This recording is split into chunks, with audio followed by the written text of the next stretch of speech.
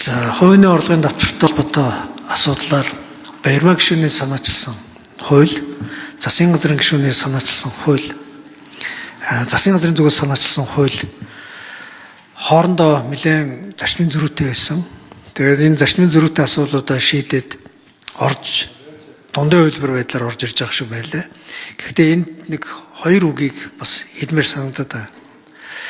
Ер нь бид нэг философи үзэл санааныхаа нэг таагүй хуучинсаг хандлагаас салах хэрэгтэй юм байна гэж харагдаад байна.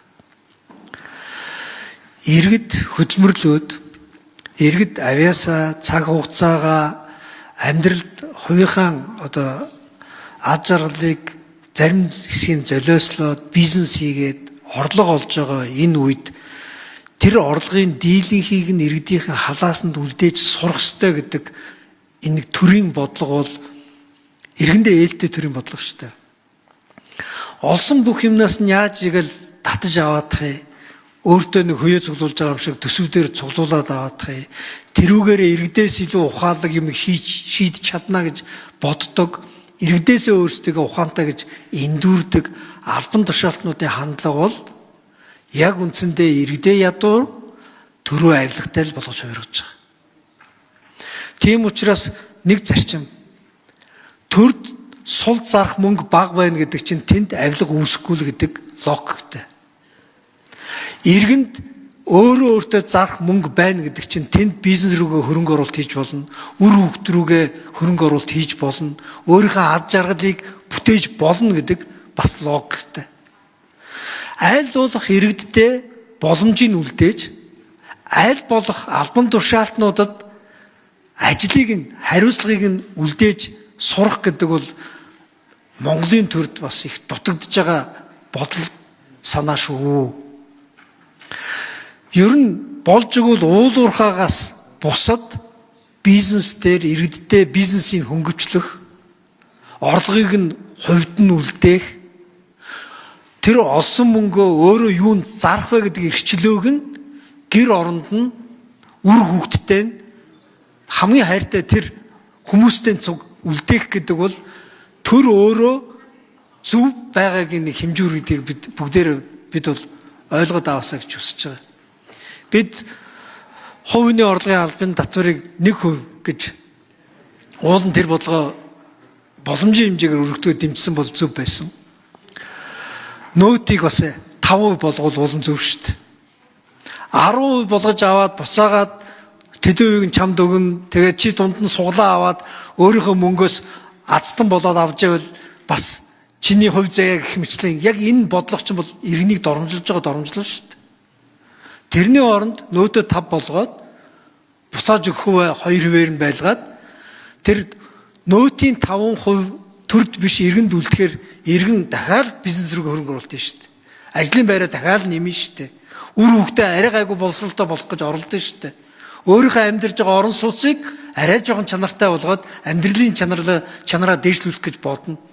Тийм учраас бид аль нам байгаас үр шалтгаалаад Монгол улсад уул уурхай байгаа нэг ийм байгалийн нөөц байгаа. Энэ нөөцдөр түшиглээд бусад эдийн засаг бизнесээ солонгоруулъя гэж бодох юм бол энэ чиглэлээс бусад салбарыг аль болох бизнесийг нь хөнгөвчилж, эрхчлөө олгож, тийшээгээ хөрөнгө оруулалт хийх боломжийг нь нэмэгдүүлж, тэнд ажлын байр бий болгох санаачлагуудыг нь урамшуул.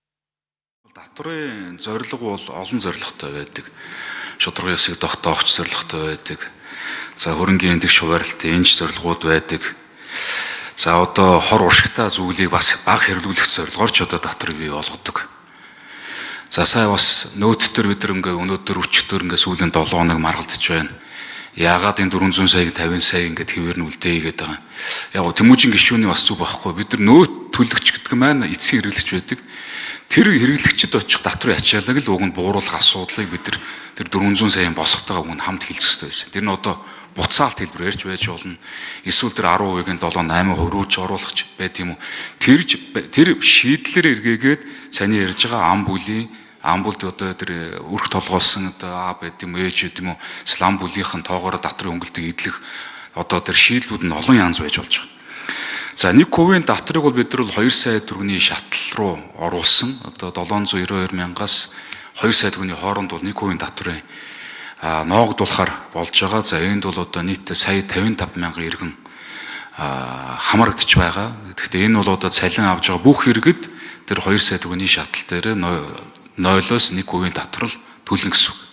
Гэхдээ энэ бол одоо том реформ өмнөх одоо хийж байгаас томох алхам өнөө. Бид нар бол яг сүүлийн 36 жил одоо яг энэ цалингаасаа татвар төлдөг иргэдэд бол ерөөсө татварын хөнгөлт илүүлж чадаагүй. Одоо ингээ харах юм бол одоо бизнестер те жидүү эрхлэгч нар бол 1.5 тэрбум дээр 1% татвар төлж байгаа. За хуваарь бизнес эрхэлж байгаа иргэд одоо тэрбум төгрөг дээр 1% татвар төлж байгаа. Тэгсэн мөртлөө сая 500 мянган төгрөгийн цалинтай 2 сая төгрөгийн цалинтай иргэд 10% татвар төлдөг л байсан байхгүй. Төлөөл явж байгаа өнөдр. Тэгээ тэрийг 1% руу оруулж байгаа нь бол зөв шүү дээ. Би бол баримаа гişүн үн дээр дэмжиж байгаа. Тэгнийг нэгтгэж явуулаад тэгээ 7 зүрээр дэ 0 болгоод одоо 1% нь одоо 2 сая болгоод энэ бол ихний алхам. Тэгээ цаашдаа энэ татвараараа бид нар шударга ёсыг бий болгох, орлогын дэвш хуваарлтыг бий болгох, бизнес эрхлэлтийг дэмжих гэдэг цогцоор нь бол юм харах хэрэгтэй. Тийм ч учраас бидний нөөтийн хуулийг одоо намрын чуулганаар гэдэг төсөв өргөн барихтаа цогцоор нь хараад өргөн бариач. Яг бүртгэлийн тэр юугаар нь утгаар нь өргөн бариач. Яг тэр татварын хөнгөлт эдлүүлэх ёстой үнд нь татварын хөнгөлтийг эдүүлээч. Зүгээр дунд нь татварыг шилжүүлдэг үнд нь татварыг одоо хөнгөлт эдлүүлнэ гэд яриад явах нь тэр чинь бол одоо үндсэндээ тогтолцоогоо эвдий гэсэн ийм санал яваад байна шүү дээ л гэдэг байдлаар одоо ажлын хэсэг санаа зовлол энэ хуулбаруудыг гаргаж байнга оронд хураалга яваад байгаа. Тэгэхээр татвар бол зөв байх ёстой, шударга байх ёстой, татвар төлдөг бүгдээрээ төлөх ёстой.